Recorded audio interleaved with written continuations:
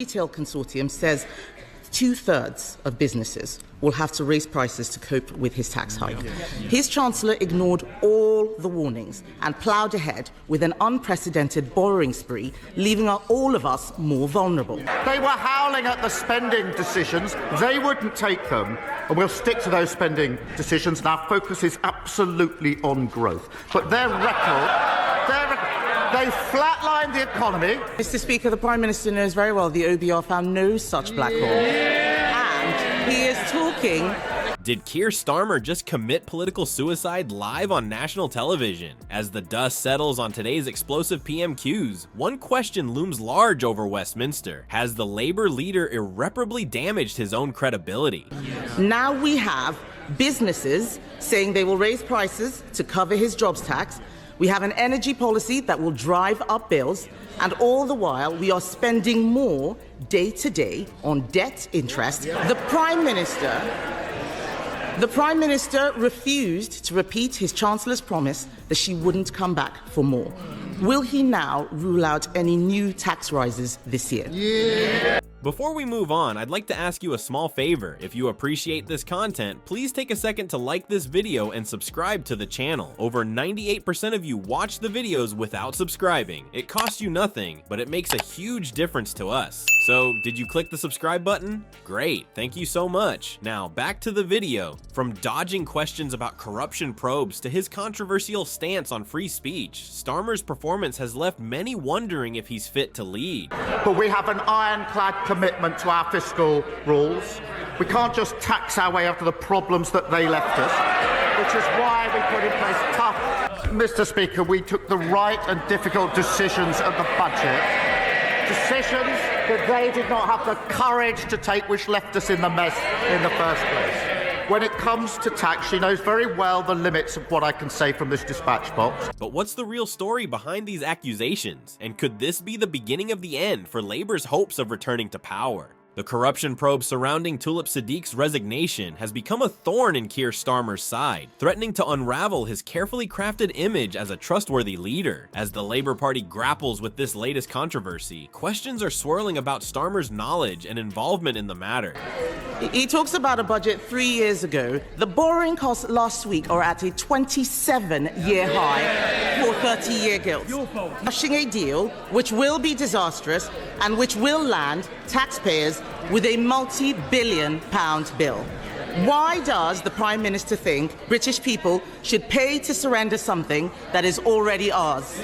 The situation has quickly escalated into a full-blown credibility crisis for the opposition leader. During Prime Minister's questions, Starmer found himself in the hot seat, facing a barrage of inquiries about the corruption probe. His responses, or lack thereof, have only added fuel to the fire. When pressed for answers, Starmer attempted to deflect criticism by stating, "We inherited a situation where the long-term operation of a vital military base was under threat because of legal challenges." This vague response did little to quell the growing suspicions about his involvement. As the questioning intensified, Starmer's evasiveness became increasingly apparent. His assertion that there was no breach of the code seemed like a desperate attempt to downplay the severity of the situation, but for many observers, this response raised more questions than it answered. Was Starmer trying to brush off legitimate concerns, or was he genuinely unaware of the extent of the problem? The public's reaction to Starmer's performance has been far from favorable. Social media platforms have been buzzing with criticism, with many viewers expressing disappointment and frustration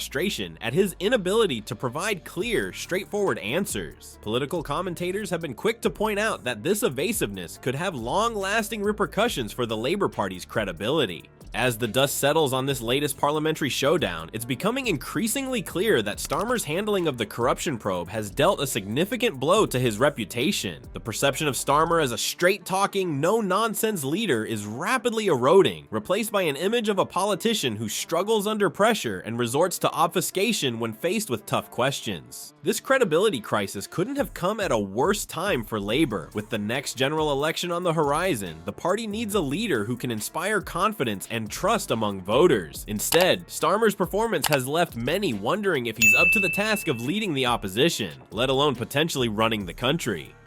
The fallout from this scandal is likely to have far-reaching consequences for Labour's electoral prospects. Voters who were on the fence about Starmer's leadership may now find themselves questioning whether he truly represents the change they've been seeking. The contrast between his promises of transparency and accountability and his recent evasive behavior is stark, and it's a discrepancy that his political opponents will undoubtedly exploit in the coming months. Just when we thought Keir Starmer couldn't dig himself a deeper hole, he's managed to find an even more controversial shovel. The Labour leader's latest blunder on free speech has left supporters and critics alike wondering if he's just hammered the final nail in his political coffin. During Prime Minister's questions, Starmer was put on the spot about blasphemy laws after Labour MP Tahir Ali suggested introducing measures to prohibit the desecration of religious texts, including the Quran. Instead of firmly rejecting this archaic notion, Starmer's response was as clear as mud. He stated, "Desecration is awful, and I think it should be condemned across the House. We are committed to tackling all forms of hatred and division, including Islamophobia in all its forms."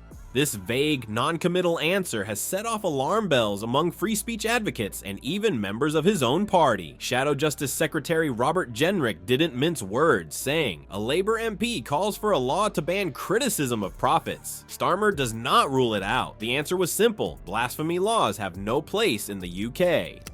It seems Starmer's attempt to please everyone has left him pleasing no one. The idea of reintroducing blasphemy laws in the UK is nothing short of a slap in the face to the country's long-standing tradition of free expression. It was only in 2008 that these antiquated laws were finally abolished in England, marking a significant milestone in the protection of individual liberty. For a Labour leader to even entertain the notion of bringing them back is like suggesting we return to using carrier pigeons instead of emails. Starmer's wishy-washy stance on this issue is a far cry from Labour's historical role as champions of civil liberties.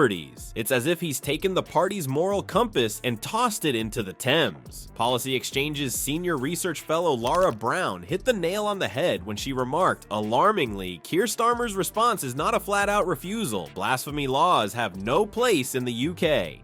The public's reaction to this potential attack on free speech has been swift and severe. Polling data shows that the majority of UK citizens are strongly opposed to the introduction of blasphemy laws, viewing them as a dangerous infringement on their right to express themselves freely. It seems Starmer has managed to unite the country after all, just not in the way he intended. Recent events in the UK have already highlighted the delicate balance between respecting religious sensitivities and protecting free speech. The backlash against a Batley teacher for showing a drawing of Muhammad and the cancellation of the film The Lady of Heaven have shown just how combustible this issue can be. By flirting with the idea of blasphemy laws, Starmer isn't just playing with fire, he's dousing himself in petrol and juggling lit matches. As Keir Starmer grapples with the dual crises of corruption probe evasion and free speech controversy, Labour's future hangs in the balance. Political analysts warn that Starmer's mishandling of these issues could spell trouble for the party's electoral prospects. The echoes of past Labour leaders facing scandals loom large, with some predicting a similar decline in support for Starmer's leadership.